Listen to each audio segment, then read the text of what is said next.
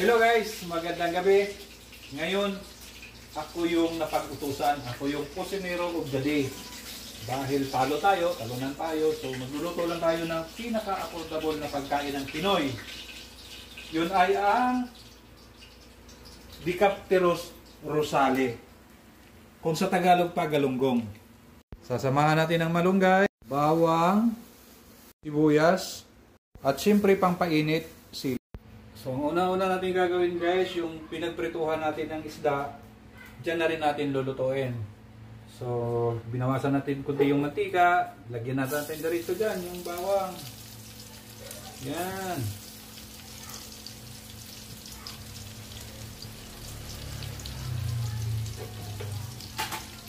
Ngayon, antayin natin kunti medyo maging golden brown.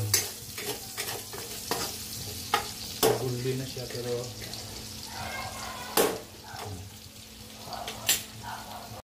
sumunod naman ang sibuyas. Ayan.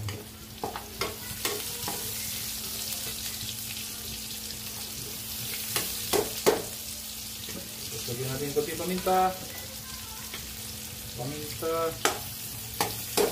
Tapos isabay na rin natin yung sili para lumabas yung kanyang tapas. Ito guys ha, version ko ito.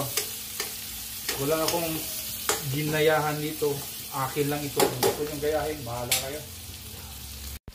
Ngayon, ang isunod naman natin, ibalik na natin yung ating prito.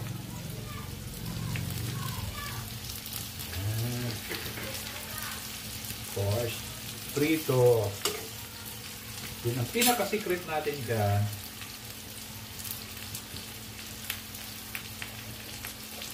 Ang gata.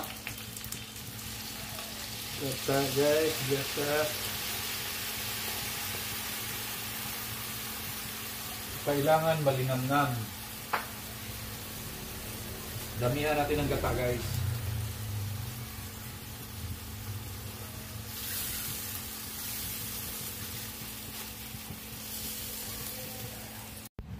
Lagyan natin ng magic sarap. Magic sarap, baka naman. Of course, asin.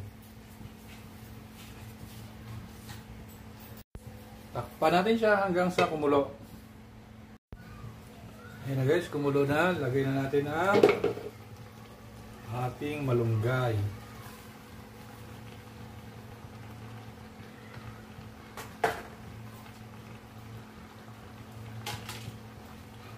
Takpan natin kunti.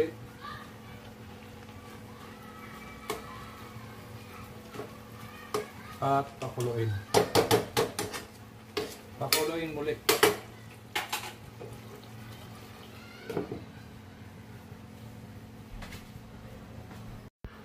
Ayan na. Tingnan natin. Wow. Ayan na guys. Oh, sa mga gustong sumubok ng ganitong recipe, yan, gayahin nyo, sundan nyo na lang yung sinabi ko. Pero siguradong masarap to guys. Panigurado, kita nyo naman yung sabaw. Ah, wow.